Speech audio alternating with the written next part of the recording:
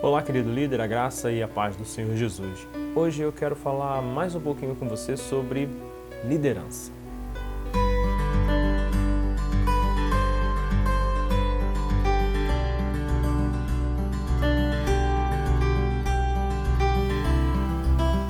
Uma falta de energia pode ser desastrosa. Hospitais e outros serviços essenciais possuem geradores de reserva e, em caso de falta de eletricidade, esses equipamentos devem manter tudo funcionando, porque vidas dependem disso. A energia e os meios para utilizá-la são vitais em uma sociedade industrializada. Os líderes devem estar cientes de que precisam de energia para manter o seu grupo, os seus liderados e a si mesmo em movimento. Mas qual é a fonte de poder do líder para tudo isso? O próprio Deus. E podemos dizer que o gerador dessa energia é o que chamamos de comunhão. O apóstolo Paulo disse a uma das igrejas que o sustentava: tudo posso naquele que me fortalece, Filipenses 4,13.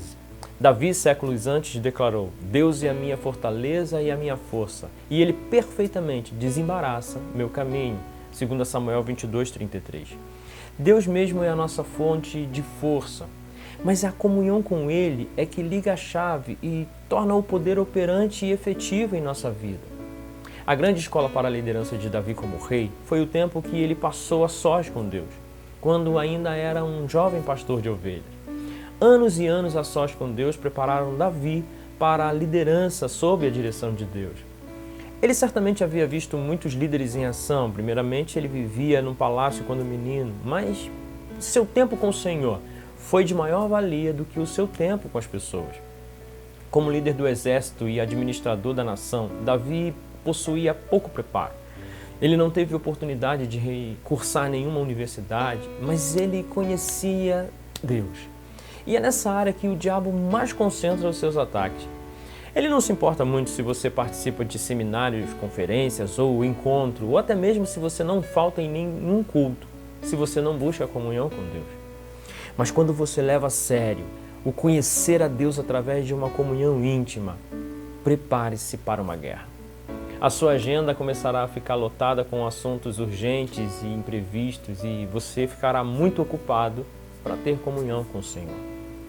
Por que o inimigo de nossa alma ataca tão furiosamente o tempo que o líder reserva para com Deus? Por causa da importância vital que esse tempo tem na vida do líder. Você pode perguntar: quais são as recompensas espirituais que recebemos se formos fiéis em nossa comunhão com Ele? Mas para respondermos essa pergunta, nós precisamos fazer uma outra pergunta. Qual é o propósito maior do homem sobre a terra? A resposta está em Isaías 43, no verso 7, que diz: todos os que são chamados pelo meu nome, que criei para a minha glória, que formei e fiz. O objetivo principal do homem é glorificar a Deus. As pessoas frequentemente recitam essa declaração de fé, mas nem sempre sabem, na verdade, o que significa uma vida diária com Deus. Deus originalmente criou pessoas para glorificar o seu nome. Criou seres humanos à sua imagem para que tivessem comunhão com Ele. Mantinha uma comunhão íntima com Adão e Eva no jardim, mas então eles pecaram, desobedecendo e trazendo desonra ao seu nome. A imagem foi desfigurada e a comunhão foi quebrada. Mas no tempo certo, Deus deu um passo decisivo para recriar nas pessoas a possibilidade de novamente darem glória ao seu nome. Seria possível haver alguém que em cada pensamento, palavra e atitude trouxesse glória a Deus a cada momento? Todos os dias e anos da sua vida? Sim, essa pessoa foi o Senhor Jesus Cristo. Em sua oração ao Pai, ele disse sobre si mesmo: eu te glorificarei na terra, consumando a obra que me confiaste para fazer. João 17,4. Portanto, se eu desejo atingir o alvo principal da minha vida, que é glorificar a Deus, eu devo ser transformado mais e mais à sua imagem, para tornar-me como Cristo.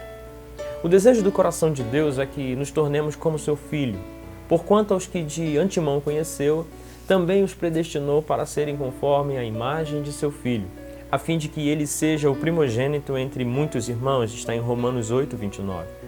Isso glorifica a Deus. Como posso então tornar-me semelhante a Cristo? Como alguém pode tornar-se semelhante a outra pessoa? estando ao seu lado, conversando com ela, fazendo coisas juntos. Você conhece um casal que tenha convivido durante uns 50 anos e esteja celebrando bodas de ouro? Eles não apenas agem de modo semelhante e apreciam as mesmas coisas ou têm gostos muito semelhantes. Eles chegam até a se parecerem fisicamente um com o outro. Lembro-me de um dia quando eu fui visitar um padrinho de casamento no Rio de Janeiro. E quando eu cheguei na sua casa, ele ainda estava no trabalho, não havia chegado. E a sua esposa me recebeu. Ela me recebeu e a gente ficou conversando ali, aguardando ele sobre alguns assuntos. E quando de repente ela me disse, isso é um grande embuste. Grande embuste, eu pensei. Que palavra diferente. Era uma palavra própria do quartel, do dialeto do quartel, pois seu marido é ex-PQD, paraquedista do Exército. E aquela palavra fazia parte do dialeto dele. E lá estava ela falando aquilo. Ela havia começado a incorporar no seu vocabulário o vocabulário do Exército, que era dele. Aí ele chegou em casa e eu fiquei também admirado de ver que como a vida dela havia influenciado a dele. Eles estavam vivendo junto em comunhão um com o outro e estavam ficando parecidos. O mesmo ocorre conosco em nosso relacionamento com o Senhor. Para que sejamos conforme a imagem do seu Filho, devemos investir tempo a sós com Ele e em comunhão pessoal. Líderes que fizerem isso, que construírem uma vida devocional diferente de uma vida de improviso, estabelecerão contato direto com Deus e serão poderosamente usados por Ele. Deus busca tais pessoas. Ele diz em Ezequiel 22:30, busquei entre eles um homem que tapasse o muro e que se colocasse na brecha perante mim a favor da terra, para que eu não a destruísse, mas a ninguém achei. Quando Deus encontra uma pessoa que coloca como prioridade de vida a comunhão dinâmica, pessoal e íntima com Ele, o seu poder, direção e sabedoria são direcionados para e através dessa pessoa. Deus encontrou alguém através de quem pode mudar o mundo. 3 elementos básicos, porém, caracterizam a vida de comunhão com o Senhor. E o primeiro deles é a palavra de Deus. Deus fala conosco por meio da sua palavra. Paulo escreve em 2 Timóteo, no capítulo 3, versos 16 e 17. Toda a Escritura é inspirada por Deus e útil para o ensino, para a repreensão, para a correção, para a educação na justiça, a fim de que todo homem de Deus seja perfeito e perfeitamente habilitado para toda boa obra. Devemos entrar dentro da palavra e ela deve estar dentro de nós. Mergulhamos na palavra quando nós paramos para ouvir pregações, para lê-la, para estudá-la, para memorizá-la. Nós também assimilamos através da meditação, incorporando-a em nossa vida espiritual. Como no alimento físico, não é o que ingerimos que nos afeta, mas o que digerimos e assimilamos. Isso é meditação. Meditar é aprofundar-se na palavra, revolvê-la em nossa mente, ir além da superfície. No Salmo 119, 97, o salmista diz, quanto amo a tua lei e a minha meditação todo dia. Quando eu era criança uma vez, fui com o colégio visitar o Morro do Pão de Açúcar no Rio de Janeiro. É um lugar lindo e cheio de histórias. E eu me lembro que a professora que nos levou nesse passeio era uma professora muito nova, de um porte atlético, tinha um bom preparo físico. E nós, crianças, estávamos cheios de energia também. Me lembro que aquele passeio não durou mais do que 2 horas. Em 2 horas nós conhecemos os 2 morros principais do Pão de Açúcar. Naquele passeio, realmente adquirimos uma visão panorâmica de lá. Mas será mesmo que nós vimos o Pão de Açúcar? Será que nós realmente conhecemos aquele lugar? Alguns anos mais tarde, minha esposa e eu, nós voltamos para passearmos novamente naquele lugar. Mas dessa vez levamos uma manhã inteira conhecendo o lugar. Eu vi e absorvi a beleza e a majestade de lugares ali por quais eu havia praticamente corrido na primeira visita. Mas desta vez a minha alma foi tocada pela paisagem. Eu tive tempo para realmente observá-la e experimentá-la, sentir o significado e a mensagem dela. Assim é com a palavra de Deus. Se corrermos os nossos olhos apressadamente pela Bíblia para cumprir o nosso programa de leitura ou rapidamente passarmos o estudo, para o nosso dever, se nós olharmos para o relógio esperando que o culto termine depressa, a fim de corrermos para alguma outra atividade que temos marcado, quase nada acontecerá em nossa vida. É como sair em disparada por entre os corredores do Pão de Açúcar. Nós o vemos, mas na verdade não o vimos, não conhecemos. Mas se abrirmos a palavra e darmos tempo para que o Espírito de Deus toque a nossa vida, para que possamos absorvê-la em nosso coração e ver a sua grandeza e formosura, nós estaremos em verdadeira comunhão com Deus. O Senhor quer comunicar-se conosco através da sua palavra. Se investirmos tempo para meditar, experimentaremos a profundidade e a imensidão da mensagem, e o Espírito de Deus falará conosco e nos moverá. E aqui um ponto muito importante: é Deus quem faz isso, não as palavras que estão impressas no papel. Ele usa a sua palavra como um meio, um instrumento para comunicar-se conosco. Ouça o que diz o Salmo 119, o verso 25. A minha alma está apegada ao pó, vivifica-me segundo a tua palavra. Observe que é o próprio Deus quem pode vivificar o salmista, e ele utiliza a sua palavra como instrumento para fazer isso. Nós precisamos desenvolver amor pela palavra de Deus.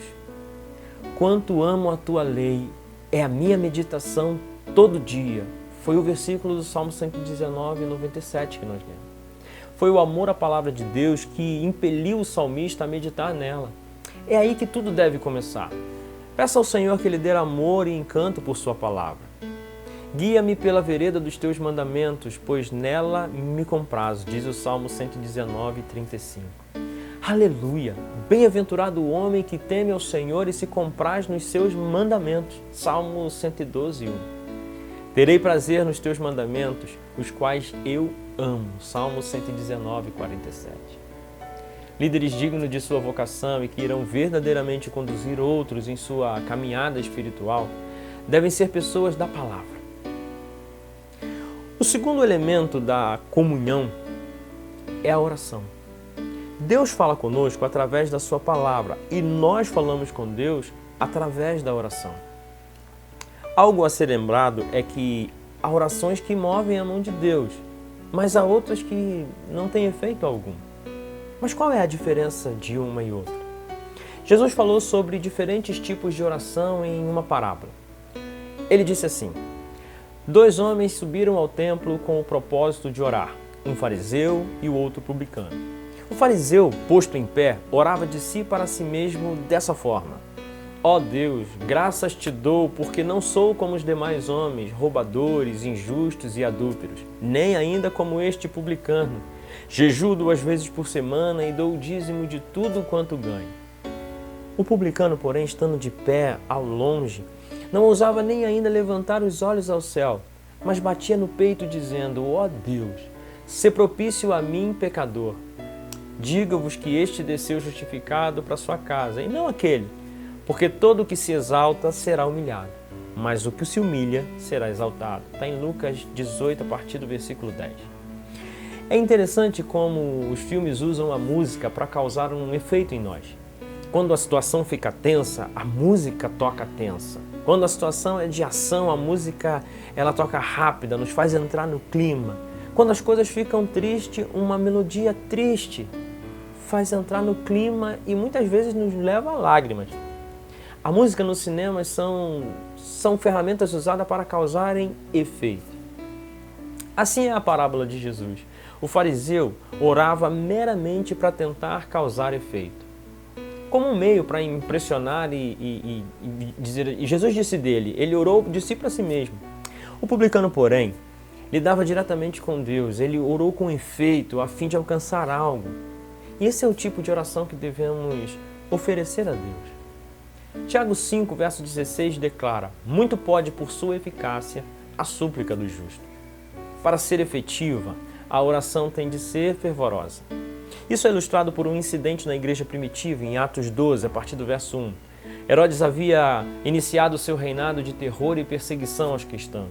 Já havia matado Tiago, irmão de João, e preparava-se para fazer o mesmo com Pedro, que estava na prisão, seguramente guardado por 16 soldados. Mas os seus irmãos oravam por ele, oravam por Pedro, e como resposta, o Senhor enviou um anjo para libertá-lo. Várias traduções usam palavras diferentes para descrever o tipo de oração que foi oferecido naquele momento por aqueles irmãos. Mas a palavra usada no original para descrever a oração que aqueles irmãos fizeram é a mesma palavra usada para descrever, por exemplo, a intensidade do sentimento de alguém que está sendo dilacerado em uma mesa de tortura. A razão para essa fervente oração parece óbvia. Primeiro, era fisicamente impossível para Pedro escapar. E talvez uma outra razão que desencadeou essa oração fervorosa foi o passado de Pedro. Pedro, a essa altura, era conhecido por haver negado o Senhor quando as coisas se complicaram. Será que Deus estava respondendo às suas orações? Poderiam estar se perguntando esses irmãos, mas eu posso dizer que sim. Na noite anterior à execução, Pedro estava dormindo como um bebê, acorrentado entre 2 soldados. Mas a fervente e efetiva oração daquele pequeno grupo de cristãos funcionou, e funcionou muito. Pedro não só escapou da morte, como também foi libertado da prisão de modo extraordinário. Deus ouviu e respondeu àquela oração. Há alguns anos eu acompanhei um médico que foi atender um paciente a domicílio, e após examiná-lo, ele me disse: o coração deste homem está muito mal. Eu me perguntei como ele podia saber daquilo. Porque durante a consulta, aquele homem contra-argumentava que nunca havia se sentido tão bem, que a sua velha máquina estava em boa forma. E que o médico estava ali perdendo tempo, tratando daquelas coisas e conversando sobre isso. Mas independente de tudo o que pudesse ser dito, aquele médico sabia que o coração do paciente não estava bem. Como ele podia saber disso? Era simples. Ele ouviu o coração do homem com um estetoscópio e não prestou atenção ao que o homem dizia. O mesmo acontece conosco e com Deus. Não oramos através de um microfone espiritual, com Deus escutando por meio de fones de ouvidos celestiais do outro lado. Ao contrário, Ele ouve as nossas orações como que por meio de estetoscópios espirituais. A prova disso é que ele disse em Mateus 15:8, este povo honra-me com os lábios, mas o seu coração está longe de mim. O chamado de Jeremias, por exemplo, conforme está escrito em Lamentações 2, verso 19, foi para derramar o seu coração como água perante o Senhor. E deve ser considerado hoje. Você já ouviu alguma vez cristãos, por exemplo, ao partir, ao ir embora, dizer: vou orar por você? Quantas vezes isso é meramente um modo de dizer adeus? Quão diferente foram as palavras do apóstolo Paulo, na verdade. Ele disse: porque Deus, a quem eu sirvo no meu espírito, no evangelho do seu Filho, é testemunha de como incessantemente faço menção de vocês em todas as minhas orações. Está em Romanos 1, verso 9 ao 10. Oração, para ser fervorosa, tem que ser específica. Em muitas ocasiões, caímos na rotina de orar: Senhor, abençoa a igreja, ou Deus, abençoe o nosso grupo, ou ainda Deus, ajude os meus irmãos necessitados. Mas a oração do líder deve ser específica em 2 áreas. Primeiro, ela deve concentrar-se no crescimento e no desenvolvimento de cada pessoa que lidera. O apóstolo Paulo nos deu um exemplo. Ele disse: por esta razão, também nós, desde o dia em que o ouvimos, não cessamos de orar por vós e de pedir que transbordeis de pleno conhecimento da sua vontade em toda a sabedoria e entendimento espiritual, a fim de viverdes de modo digno do Senhor para o seu inteiro agrado, frutificando em toda boa obra e crescendo no pleno conhecimento de Deus. Colossenses 1, verso 9 e 10. Do mesmo modo, considere as orações de Epáfras, por exemplo. Saúdamos Epáfras, que é dentre vós servos de Cristo Jesus, ao qual se esforça sobremaneira e continuamente por vós nas orações, para que vos conserveis perfeitos e plenamente convictos em toda a vontade de Deus. Colossenses 4:12. A oração é o primeiro elemento da comunhão com o Senhor. Mas há um outro. O segundo elemento, líderes devem orar pela maturidade do seu grupo e para que Deus levante dentre eles trabalhadores que possam ir para a colheita nos campos, mundo afora.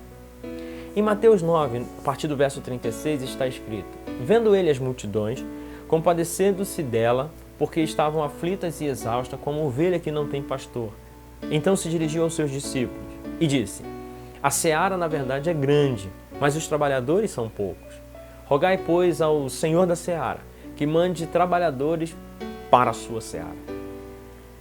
O último elemento, vamos dizer assim, da comunhão é a obediência. Não há comunhão com o superior sem obediência a ele, sem que haja obediência. E Jesus Cristo é muito maior do que qualquer superior que você possa ter em sua vida. Não há comunhão com o superior sem obediência. Você deve gravar isso. Jesus disse: Aquele que tem os meus mandamentos e os guarda, esse é o que me ama. E aquele que me ama será amado por meu Pai, e eu também o amarei e me manifestarei a ele. João 14, 21. O Senhor deixou claro o perigo da desobediência. Ele disse: Porque me chamais Senhor, Senhor, e não fazeis o que eu mando. Todo aquele que vem a mim e ouve as minhas palavras e as pratica, eu vos mostrarei a quem é semelhante. Aí ele diz: é semelhante a um homem que, edificando uma casa, e cavou e abriu uma profunda vala e lançou o alicerce sobre a rocha. E vindo a enchente, arrojou-se o rio contra aquela casa e não pôde abalar, por ter sido bem construída. Mas o que ouve e não pratica é semelhante a um homem que edificou uma casa sobre a terra, sem alicerce. E arrojando-se o rio contra ela, desabou. E aconteceu que foi grande a ruína daquela casa. Lucas capítulo 6, a partir do 46. Uma vida de obediência é a grande motivação das pessoas que o seguem. Eles veem a sua vida e são desafiados a níveis mais altos de compromisso e obediência. Então, os níveis de comunhão são a palavra, a oração e a obediência. Eles são imperativos para líderes. Os líderes precisam experimentar o poder de Deus em sua vida e ministério regularmente. Comunhão com o Senhor é o interruptor que completa a conexão e torna a energia disponível. Sem isso, os líderes não passam de organizadores de atividades e esforços humanos. Porém, ao viverem em real comunhão com Deus, os líderes são ferramenta nas mãos do Todo-Poderoso para o cumprimento do seu propósito na Terra.